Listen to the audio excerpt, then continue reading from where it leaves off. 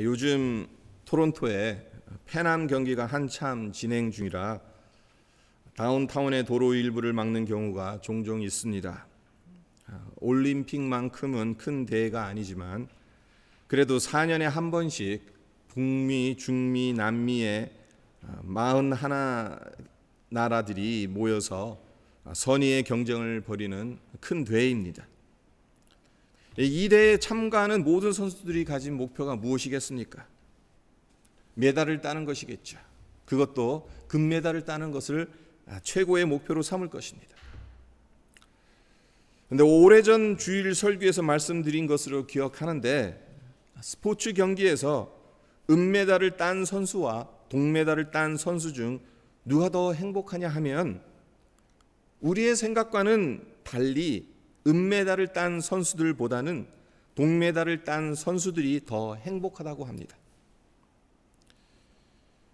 왜 그러냐 하면 은메달리스트들은 금메달을 딸 수도 있었는데 아깝게 놓쳤다라고 생각을 하는 반면에, 그렇기 때문에 은메달에 만족하지 못하다는 거예요. 그와 반면 동메달리스트들은 어쩌면 동메달조차도 딸 수 없다고 생각하기 때문에 시상대에 오르는 것 자체만으로도 큰 영광으로 생각한다는 겁니다. 무엇을 시사하는 것입니까? 어떻게 생각하느냐가 현실을 결정한다는 인간이 지닌 본성의 한 단면을 보여주는 것이 아니겠습니까? 행복하느냐, 불행하느냐는 객관적인 상황으로 결정되는 것이 아닙니다. 만약 그렇다면 은메달리스트들이 동메달리스트들보다 더 행복해야 합니다. 객관적으로 보았을 땐 은메달리스트들이 보다 더 나은 결과를 얻었기 때문에 그렇습니다.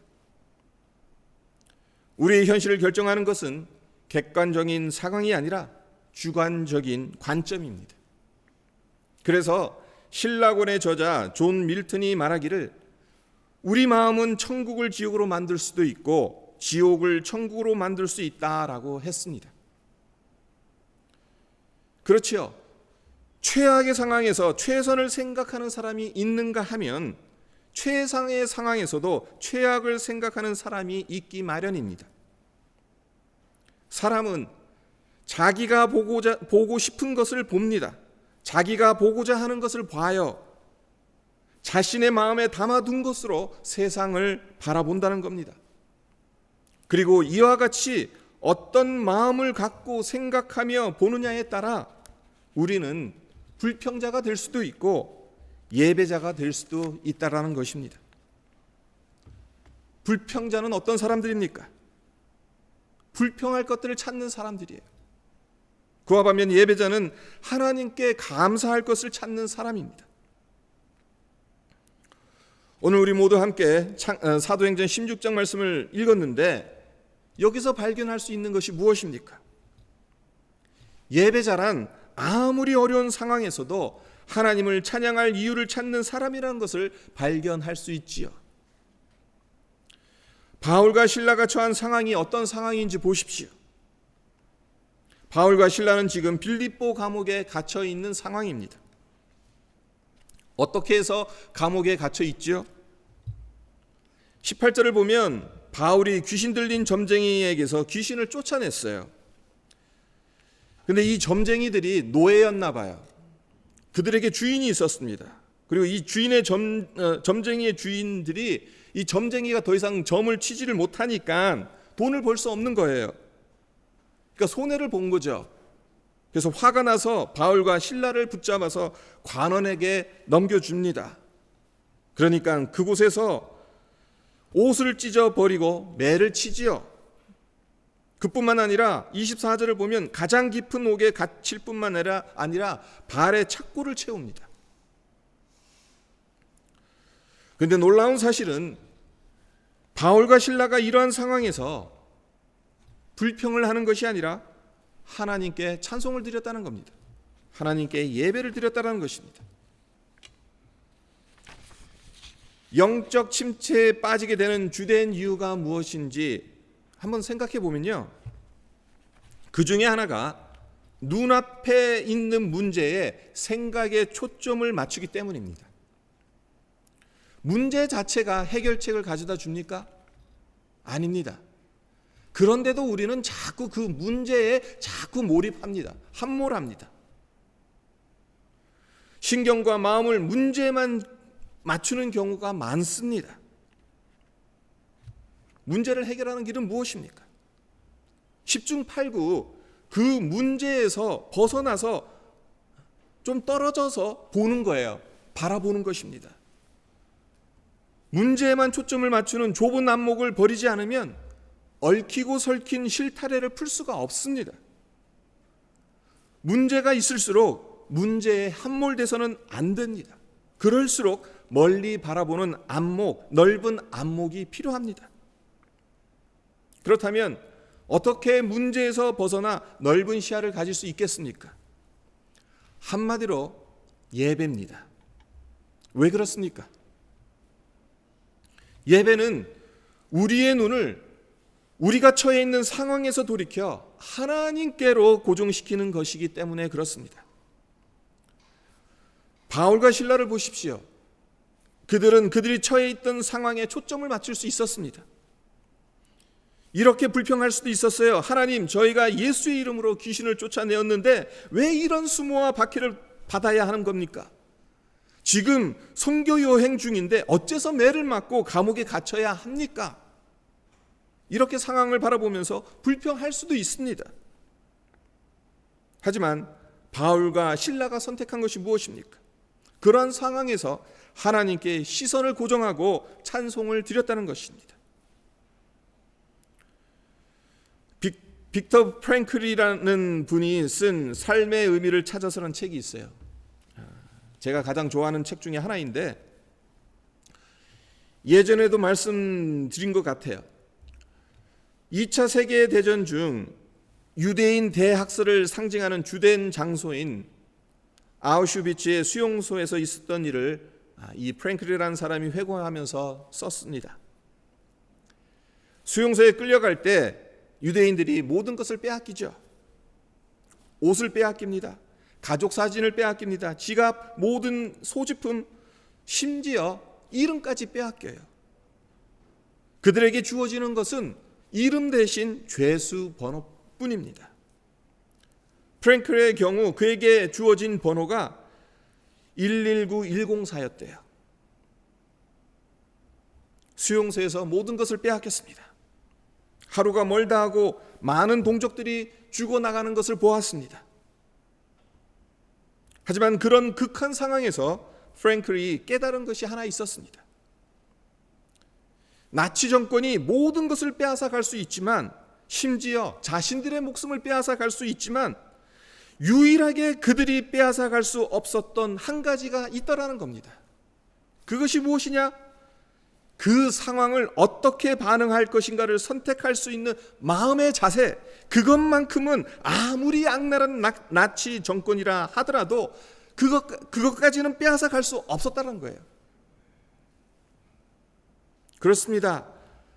여러분과 제가 날마다 할 수 있는 가장 중요한 선택이 무엇이겠습니까? 바로 어떤 상황에 놓여진다 하더라도 어떻게 반응할 것이냐, 마음의 자세라는 겁니다. 만약 비판하고 불평하는 마음의 자세를 가지고 있다면 죽는 날까지 불평만 하게 될 것입니다. 그리고 그것은 우리 영혼을 파멸시킬 것입니다. 하지만 그 반대로 어떤 환경 속에서도 하나님께 경배드리는 예배자의 자세를 가진다면 우리 영혼은 자유를 누리게 될 것입니다. 바울과 실라는 지금 옥에 갇혀 있습니다. 매를 맞아 온몸이 피투성이가 된 상태입니다. 그들의 몸은 사슬로 묶여 있어요. 하지만 어느 누구도 그들의 영혼을 가두거나 묶어둘 수는 없었다는 것입니다. 한 가지 더 생각할 것이 있습니다. 인간 차원에서 만들어진 문제는 인간의 차원에서 해결될 수 없고 하나님의 차원에서 해결 가능하다는 겁니다. 알버트 아인슈타인이 남긴 유명한 말이 있습니다. 어떤 문제든 그 문제가 만들어진 수준에서는 풀 수 없다. 어떤 문제를 풀기 위해선 그 문제의 수준보다 더 높은 차원에 있어야 한다는 의미입니다. 그렇다면 어떻게 하나님의 차원으로 들어갈 수 있겠습니까? 인간 차원에서 만들어진 문제를 인간의 차원에서 해결할 수 없는데 어떻게 하나님의 차원으로 들어갈 수 있겠습니까? 이에 대한 답 역시 예배라는 것입니다. 바울은 감옥문을 열려고 계획하지 않았어요. 하지만 그곳에 지진이 일어났지요.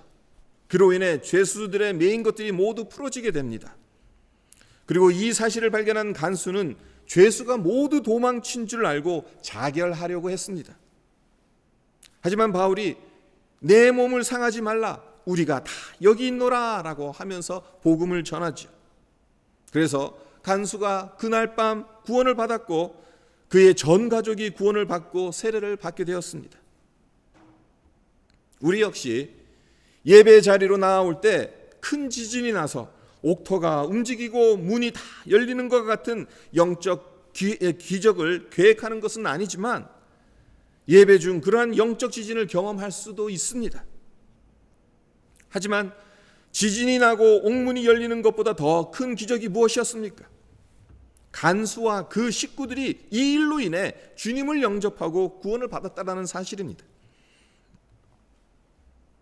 무슨 말입니까?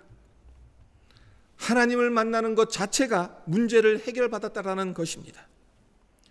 크신 하나님, 위대하시고 전능하신 하나님을 만났는데 솔직히 그 이상 필요한 것이 무엇이겠습니까? 상황이 바뀌지 않는다 하더라도 크신 하나님 만나게 됨으로 인해 우리의 바라보는 관점이 바뀌게 되었고, 그래서 성품이 바뀌고 삶이 바뀌게 되었다면 그 문제가 해결된 것 아니겠습니까?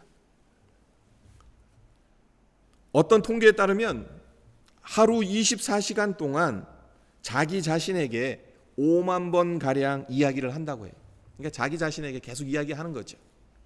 그런데 그 5만 번 중에 80%, 그게 한 4만 번 정도 되겠죠. 4만 번 정도가 부정적인 내용들이라는 거예요. 난 별 볼 일 없는 사람이야. 난 하는 일마다 되는 게 없어. 내가 하는 일이 다 그렇지 뭐. 사람들이 나를 별로 좋아하지 않을 거야. 이런 부정적인 생각들에 사로잡혀 있다는 거예요.